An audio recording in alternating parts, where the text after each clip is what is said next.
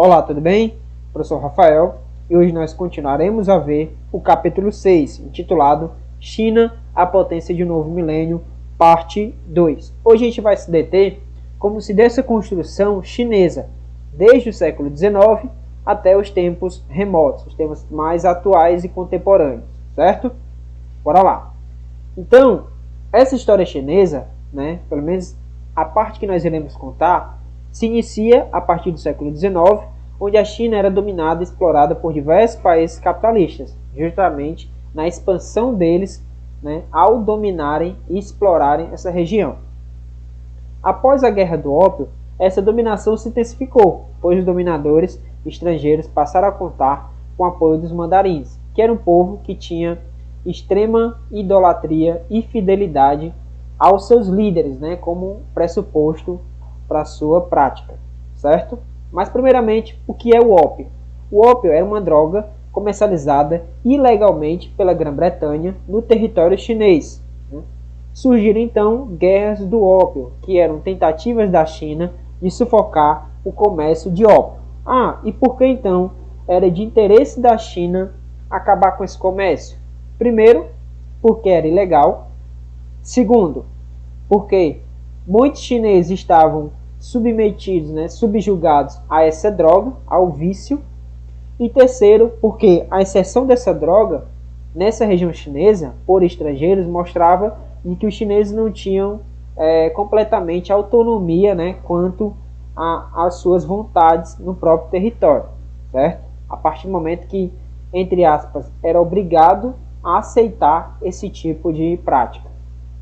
Bom, as guerras, infelizmente, não foram bem sucedidas, e acabaram então aumentando ainda mais o domínio, ou ampliando o domínio dessas comunidades estrangeiras no território chinês. Já no século XX, ocorreram diversas tentativas de diminuir os valores ocidentais chineses, e a tentativa internacional sobre a China, entre elas a Revolta dos Boxers, em 1901, e a proclamação da República Chinesa, Kuomintang, em 1911. Primeiro, a Revolta dos Boxers eram boxeadores, certo?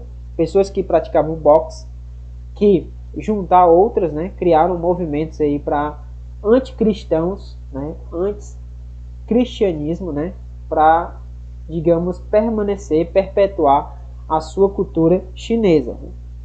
E já por outro lado, nós temos a proclamação da República Chinesa pelo partido chamado Kuomintang, em 1911. Ao fim da Primeira Guerra Mundial, marcou a ascensão do Japão como a maior potência dominadora em solo chinês, no poder Sun Yat-sen do Partido Nacionalista Kuomintang. Então, essa tentativa de promover então uma autonomia, no país chinês, foi criado o Kuomintang, seria esse partido nacionalista. Entretanto, a Primeira Guerra Mundial marcou a ascensão do Japão nesse território, como sendo aí uma maior potência dominadora na China. O Kuomintang, ele era pressionado tanto pelos chefes militares locais quanto pelas potências dominadoras, encabeçadas pelo Japão. Por exemplo, os chefes militares locais, eles, digamos, pressionavam o Kuomintang ou Sun Yat-sen, que era o líder, por uma autonomia, queriam realmente mandar e desmandar no país, até porque eles moravam, residiam e governavam esse país. Por outro lado, eles também recebiam pressões pelo próprio poder, exercido pelo Japão na região, então era aí uma quebra, uma disputa de poderes, A partir disso, em 1919, tivemos diversos surtos de agitações populares, manifestações, lideradas pelos estudantes universitários chineses, a partir do descontentamento com o Tratado de Versalhes, fruto da Primeira Guerra Mundial. Esse tratado, ele definia de que o território chinês perderia parte do seu território, Então, mostrava mais ainda o poder do Japão sobre a China. Mais à frente, justamente esses que eram contras, e que eram insatisfeitos relacionados ao Tratado de Versalhes, fundaram o Partido Comunista Chinês, conhecido como PCC, em Xangai, criado por Chen Jishui, que tinha aí forte embasamento da Revolução Socialista Russa, liderados por Pen Pei e Mao Tse-tung, bem conhecido por nós. No começo da década de 1920, eles tinham um convívio pacífico, ou seja, o Kuomintang e o PCC viviam pacificamente, sem brigarem, né? Por quê? A maior parte dos seus objetivos eram iguais, né? Como a unificação nacional e a luta contra a autonomia dos senhores locais e das potências imperialistas, né, na China. Só que em 1931 foi fundada a República Soviética da China, em Kansai, leste do país, que passou a ser o centro do PCC. Ou seja, imagine aí um próprio país ter subdivisões entre si, uma parte do Kuomintang e outra parte do PCC, além das pressões exercidas aí pelo Japão e outras nações imperialistas, né? País completamente dividido politicamente. Em 1931, no mesmo ano, o Japão invadiu a Manchúria, né? E criou o estado satélite de Manchukuo, no norte do país. Possivelmente, aproveitando essas instabilidades aí políticas, né? O Japão, que já tinha o poder, se aproveitou ainda mais e dominou essa região da Manchúria, onde foi criado posteriormente diversos parques industriais. Chiang Kai-shek fez diversas concessões aos chefes locais, comprometendo sua autoridade e levando a China a uma guerra civil. Tá, e quem é Chiang Kai-shek? Apareceu agora esse nome? Bom, porque Sun Yat-sen, que era líder do Yangshuo, quando ele faleceu, Chiang Kai-shek assumiu, certo? E então se tornou, né, o líder do Partido Nacionalista, ok? Só que ele, pressionado, fez diversas concessões, né? Acabou liberando aí chefes locais, comprometendo a autoridade e chegando então, culminando, né, ao ponto de ter uma guerra civil. Em 1934, o Kuomintang fez uma grande campanha militar, chamada de Longa Marcha, né, onde 100 mil homens de Mao Tse-tung percorreram a pé, fugindo 10 mil quilômetros. Né, e foi realmente um desastre, né, para o PCC. Por quê? De 100 mil homens que integravam aí esse exército, apenas 9 mil sobreviveram, né, foram caçados por essa grande campanha militar do Kuomintang. Né, o Kuomintang, ele fez essa grande campanha para acabar de vez com o Mao Tse-tung, né, como também sua tropa, que de 100 mil sobreviveram apenas 9. Inclusive, Mao Tse-tung também sobreviveu deste fato. De 1934, nós vamos para agosto de 1945. Tá, e por que esse espaço de tempo? Bom, em meio a esse tempo, aproximadamente 1936, 37, nós tivemos aí a Segunda Guerra Mundial, certo? Nesse momento, o Kuomintang e o PCC se uniram para debater, ou melhor, para abater o Japão no seu território, né? Se uniram, deixaram ali esse conflito, né? O conflito da Guerra Civil, e se uniram em prol do seu inimigo comum, né, que seria o Japão. O Japão, mesmo assim, era bem forte, né, mas devido ao seu envolvimento na Segunda Guerra Mundial, ele sofreu o abate, né, a partir de 2 bombas atômicas, Hiroshima e Nagasaki.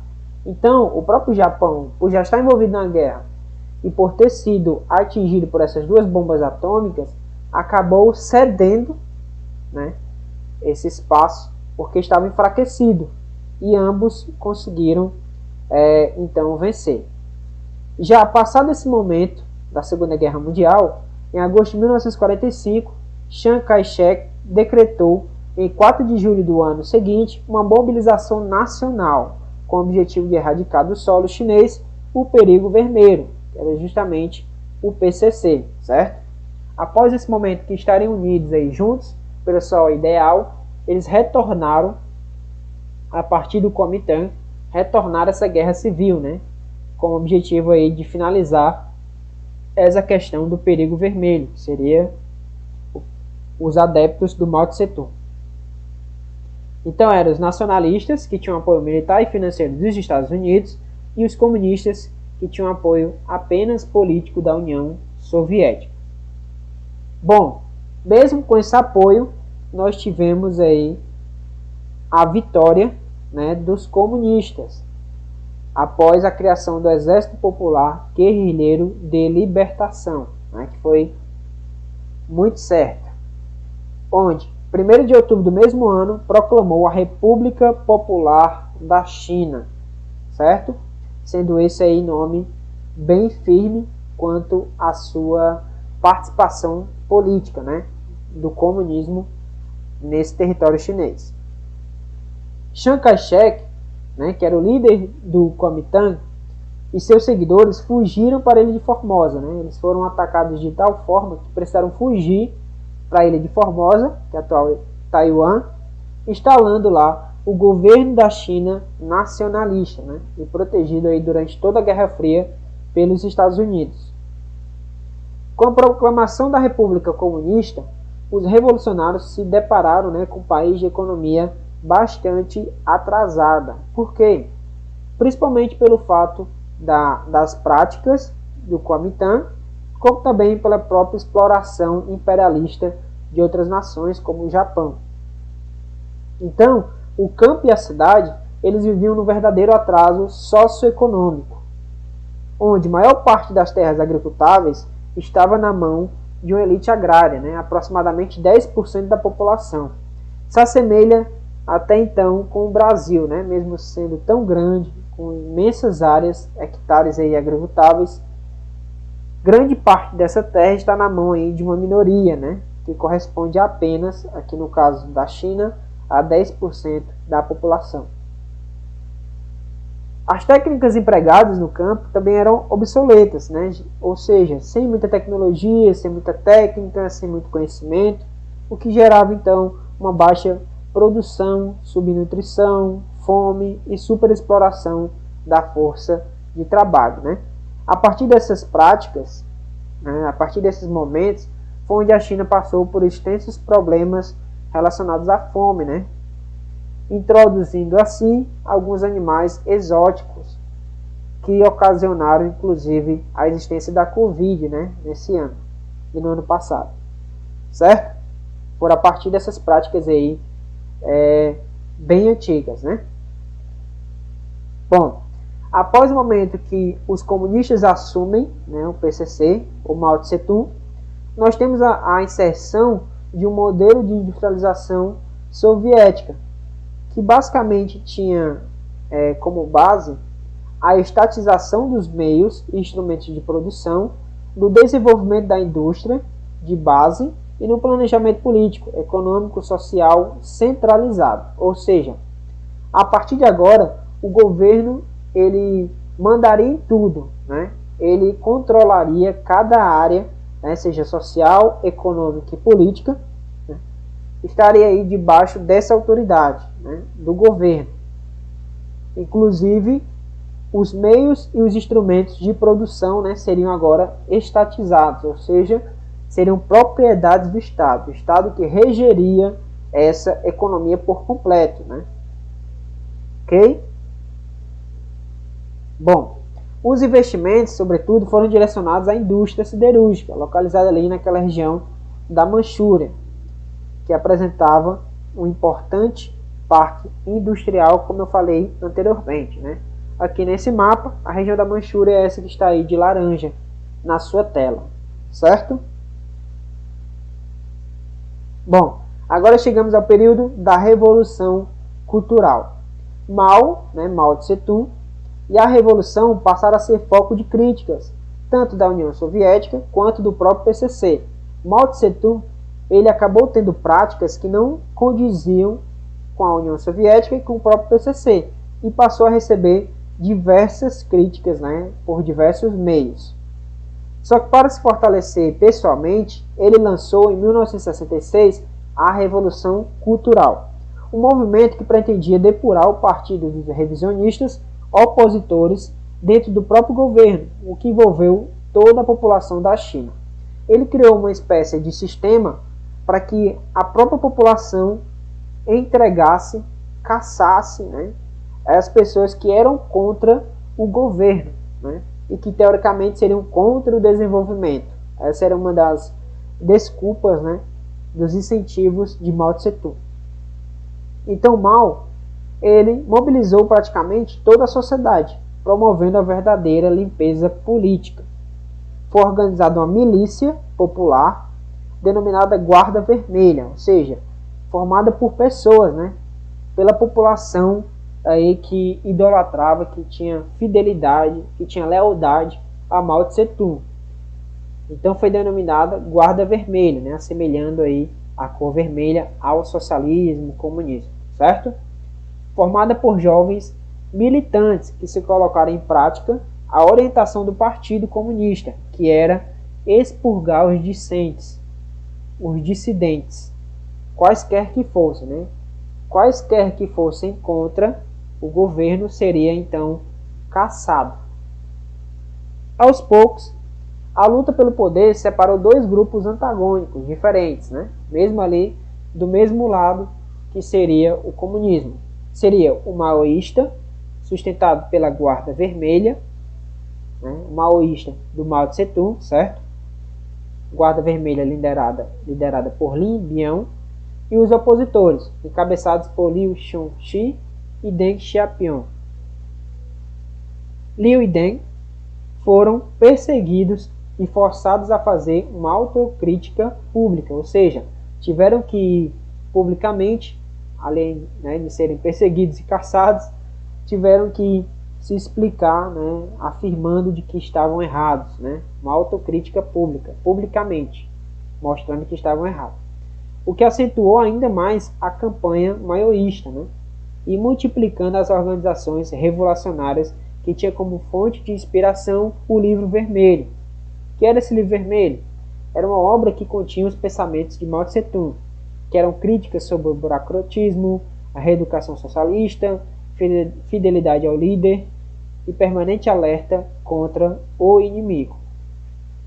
Como rolo compressor, Mao Tse Tung, né, impôs sua linha política e consolidou sua autoridade. Assim afastou todos seus opositores, né, inclusive Deng, e assumiu poderes absolutos, acima, inclusive do Partido Comunista Chinês, né, o PCC, transformando-se no líder máximo nacional, conhecido como o Grande Timoneiro. Bom, em 1976 nós tivemos a morte de Mao Tse Tung, então a Revolução Cultural foi encerrada. Hua, né, ascendeu ao poder e Liang Piao, que era o líder do Exército Vermelho, morreu em 1971, né, um pouquinho antes aí de Mao Tse Tung. Em janeiro de 1976, Zhou Enlai afastou os líderes radicais de esquerda, né, que seriam aí com base, né, dos comunistas, começando o período de reformas econômicas e sociais importantes para o que é a China hoje. As prioridades do governo passaram a ser a modernização e o desenvolvimento do país, através de acordos de relações comerciais com o mercado comum europeu e a ampliação das relações com o bloco capitalista, né? Algo que é bem diferente em um âmbito comunista, né? Essa modernização e desenvolvimento do país, tudo bem, mas através de relações comerciais com a Europa e com países capitalistas, realmente isso é novo. Deng Xiaoping foi reabilitado em 1977 e assumiu o poder, né? No campo político, era Deng que foi marcado pelo processo de desmaiorização do país, né? Afastando então do governo os adeptos dessa linha doutrinária, né? Os que pensavam aí semelhante ao Mao Tse Tung. No campo econômico, Deng tinha como metas prioritárias modernizar a agricultura, a indústria, a defesa nacional, a ciência e a tecnologia. Então, o programa desenvolvido por ele baseou-se nos seguintes pontos. Primeiro, fim das comunas populares, estabelecimento parcial da propriedade privada na agricultura. Primeiro, fim das comunas populares. O que eram? Eram territórios que tinham autonomia, certo? Tinha sua própria autonomia dentro do mesmo território, dentro do mesmo espaço geográfico. Então, isso se dava fim. Também o estabelecimento parcial da propriedade privada na agricultura, né? Ou seja, começou a liberar ali que algumas pessoas aos poucos tivessem essa propriedade privada, né? O que não é permitido no âmbito comunista. Além disso, tivemos a liberação de pagamentos de salários diferenciados de acordo com o desempenho, cargo ou função. Isso também é uma característica própria do capitalismo, né? Essa questão de salários diferenciados, uma vez que o comunismo defende, o comunismo raiz, né? Defende de que todas as pessoas devam ganhar o mesmo valor independente da sua função, certo? Amém. Também a introdução controlada do conceito de lucro nas empresas, né? Essa palavra lucro é algo derivado, né, do próprio sistema capitalista, certo? E aí sendo então introduzida no lucro das empresas. A liberação para a entrada de capitais e tecnologias estrangeiras, né? No caso, isso também é fruto de um país capitalista, como também autonomias para as empresas, né? Passaram a ter liberdade de comprar matérias-primas, bem como de comercializar a sua produção com quem bem entender, né? Além ali da sua economia planificada.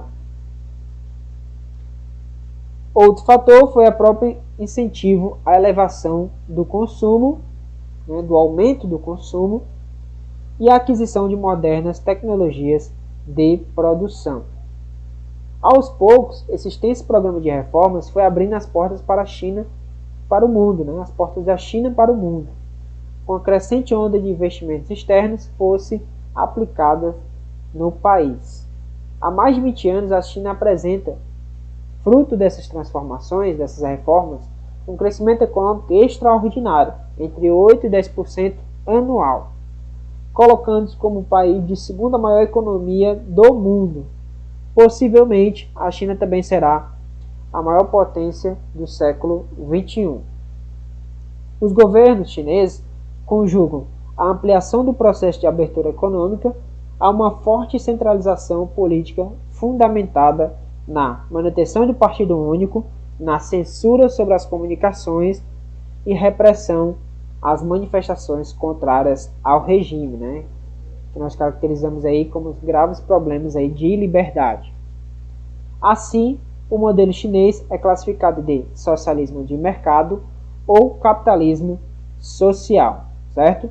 Essas são características bem específicas do território chinês. Nenhum outro território do mundo, ainda que tenha características socialistas ou comunistas, tem características semelhantes à China, certo? Por isso que chama socialismo de mercado ou capitalismo social, certo? Nosso conteúdo fica por aqui. Estou à disposição para sanar todas as dúvidas. Forte abraço.